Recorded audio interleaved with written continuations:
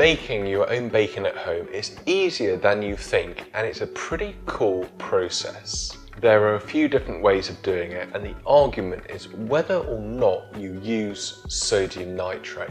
Well, let me go back to the starting point in this process, which happened around 10 days ago. This all starts out with the meat prep, and as I'm making streaky bacon today, that requires belly pork.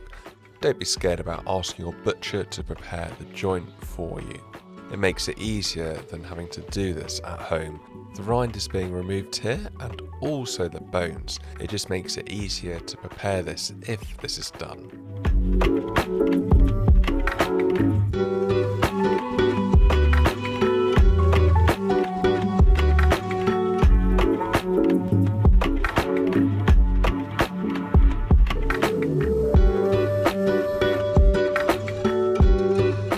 Now I'm at home, I'm going to prepare this bacon in two different ways. One will be with sodium nitrate, salt and sugar. The other will be with a blend of salt and sugar and some flavourings such as peppercorns, cloves and bay leaves. I weigh both joints here to calculate the amount I need. The sodium nitrate version will be calculated in a more accurate manner. The other version is a bit looser. Please also see my calculations below in the description. Once I have it all weighed, I pour onto the meat and rub it in really well so I get a good coverage on every part of the meat. Use your hands to rub it all over. This can now be added to a Ziploc bag, sealed down and popped into the fridge. Now to crack on with my second version. I'm using brown sugar as well as salt, then black peppercorns and some juniper berries go in. You can bash these with a rolling pin to release the flavours a bit. Also some bay leaves.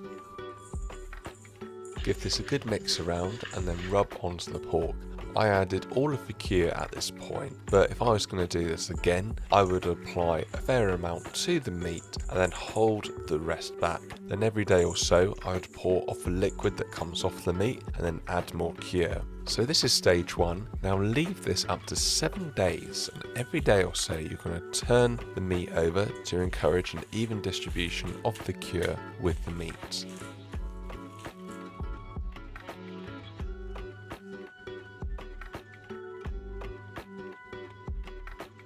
Seven days later, and you can definitely see the cures have had their desired effect on the pork. What needs to happen now is for them to have a good rinse under the tap to remove any of the existing cure that's been left on there, and to be dabbed dry with some kitchen towel to release that moisture.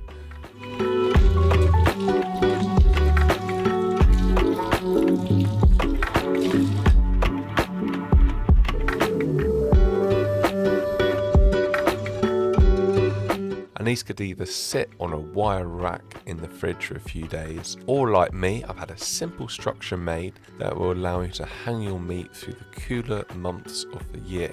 Kudos to my dad for doing this, by the way.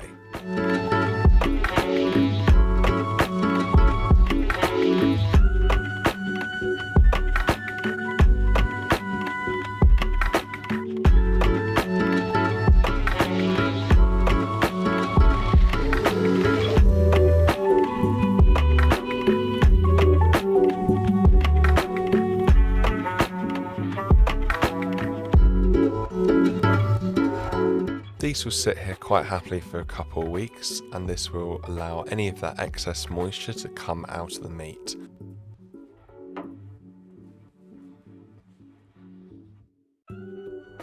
After this time, now your bacon can be sliced really thinly and cooked off.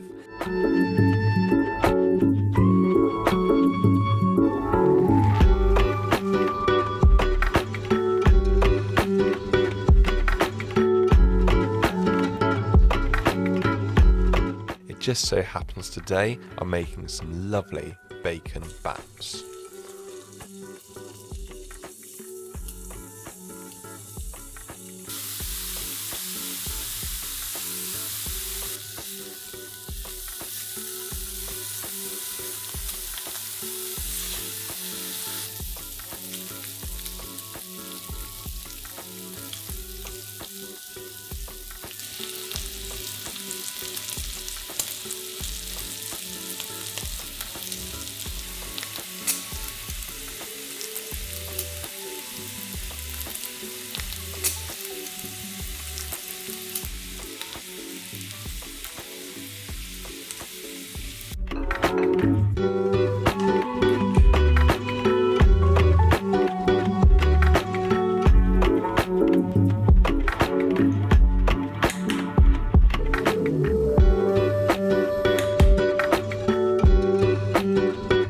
Right, so here I am at the end of the process, and I've made my two different types of bacon, one without sodium nitrate and one with sodium nitrate. I've made a nice bacon roll with lots of ketchup, so let me dive in, have a taste, and I'll tell you what it's like.